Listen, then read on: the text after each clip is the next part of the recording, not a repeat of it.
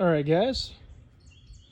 So I'm gonna go ahead and show you how to do a oil change on a 6.7 Power Stroke that has a humongous lift.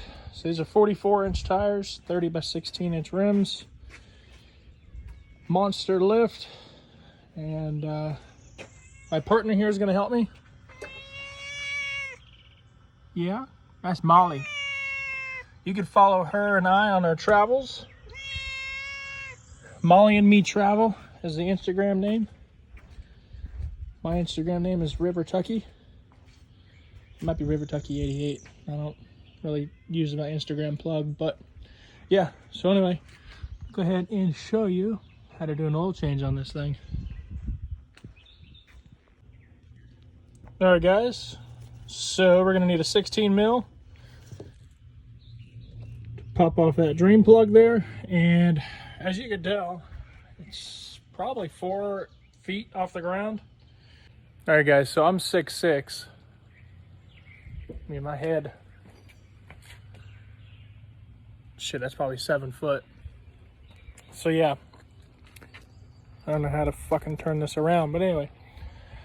So we're gonna need basically a 16 mil wrench, rag, make sure you wear your gloves, and that thing is probably gonna shoot, my guess is gonna be around here, about 2.5, 3 feet back. So what I'm gonna do is I'm gonna obviously catch as much as I can until it starts getting heavy with the bucket, and then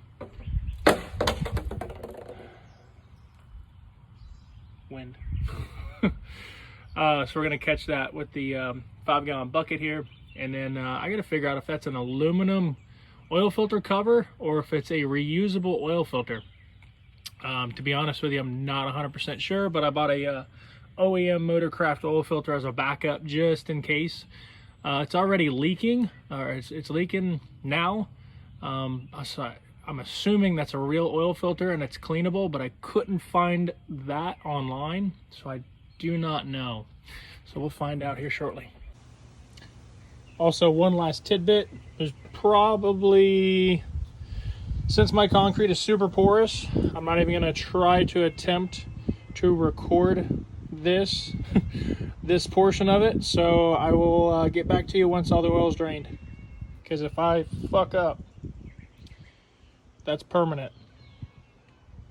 That concrete sucks up oil like a sponge. All right, so I'm going to attempt it. Slowly move it. As you can hear, my helper is definitely trying to help.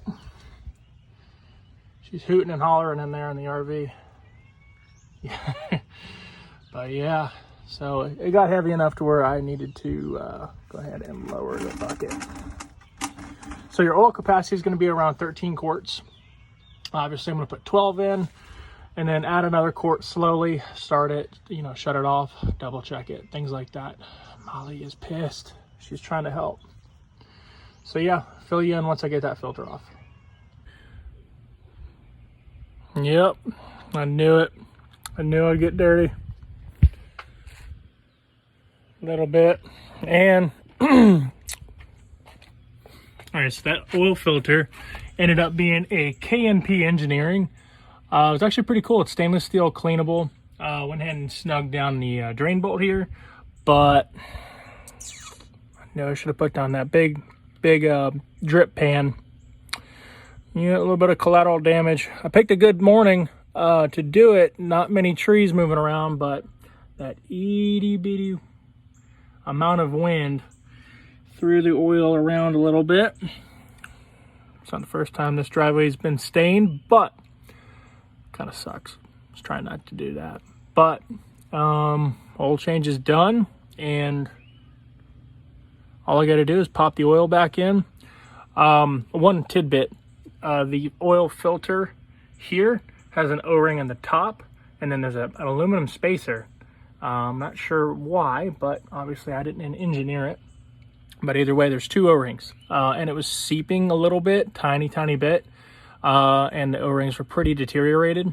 So the only alternative other than stopping what I'm doing, going to an O-ring supply place, I've done that in the past.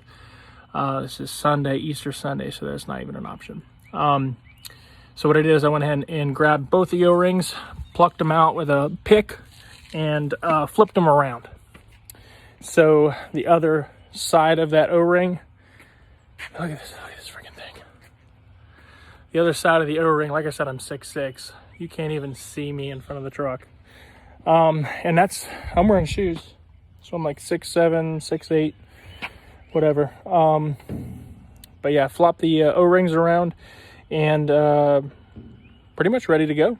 So they're sealed, ready to go. Might use the flatbed, back it up a little bit so I can access the engine, but I'll probably just hop on the tire and go ahead and fill it up.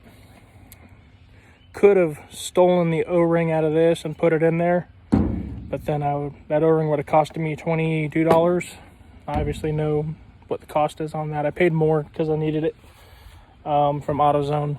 But yeah, anyhow, gonna plop the oil in there. I'm using 10W30, recommended for the new 6.7s. Used a Motorcraft versus Valvoline, and it's gonna take 13 quarts.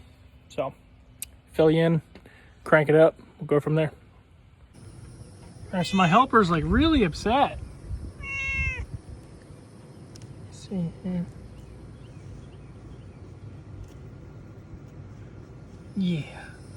You helping now? Are you happy? You've been meowing like crazy. You good? Let's see if you're good.